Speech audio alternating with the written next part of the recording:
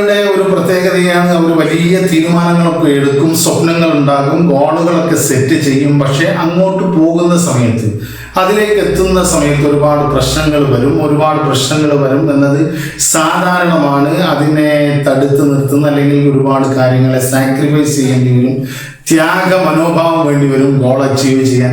അപ്പൊ അതൊക്കെ ഒരു ബുദ്ധിമുട്ടായി തോന്നുമ്പോൾ അവർ സെറ്റ് ചെയ്ത ഗോളിൽ നിന്ന് താഴോട്ട് വന്നുകൊണ്ടിരിക്കും. പ്രധാന ലക്ഷ്യത്തിൽ നിന്ന് അവർ താഴോട്ട് വരും. എന്നിട്ട് അതിന് കുറെ എക്സ്ക്യൂസുകൾ കണ്ടെത്തും.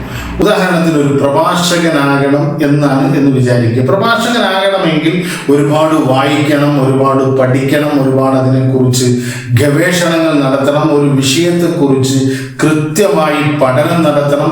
അതൊക്കെ പ്രയാസങ്ങളാണ്. ചിലപ്പോൾ രാപ്പകലുകൾ ഉറക്കമില്ലാതെ അതിൻ്റെ ഒരു വിഷയത്തിൻ്റെ പുറകെ പോയിക്കൊണ്ട് ഗഹനമായ പഠനങ്ങളൊക്കെ അനിവാര്യമായി വരും.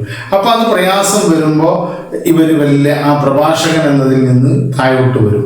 എന്നിട്ട് അവർ ആലോചിക്കും, എന്തിനാ അപ്പൊ അതിൻ്റെ ഒക്കെ ആവശ്യം, നമുക്ക് വേറെ ഏതെങ്കിലും മേഖല നോക്കിയാൽ പോരെ, അല്ലെങ്കിൽ അതിന് നേരെ താഴെയുള്ള എന്തെങ്കിലും ആയാൽ പോരെ എന്നൊക്കെ അവരങ്ങനെ ചിന്തിച്ച് പ്രധാന ലക്ഷ്യത്തിൽ നിന്ന്, അവരുടെ ഗോളുകളിൽ നിന്ന് അവർ പുറകോട്ട് വരികയും അതിനവർ കുറെ എക്സ്ക്യൂസുകൾ, കാരണങ്ങൾ കണ്ടെത്തുകയും ചെയ്യും.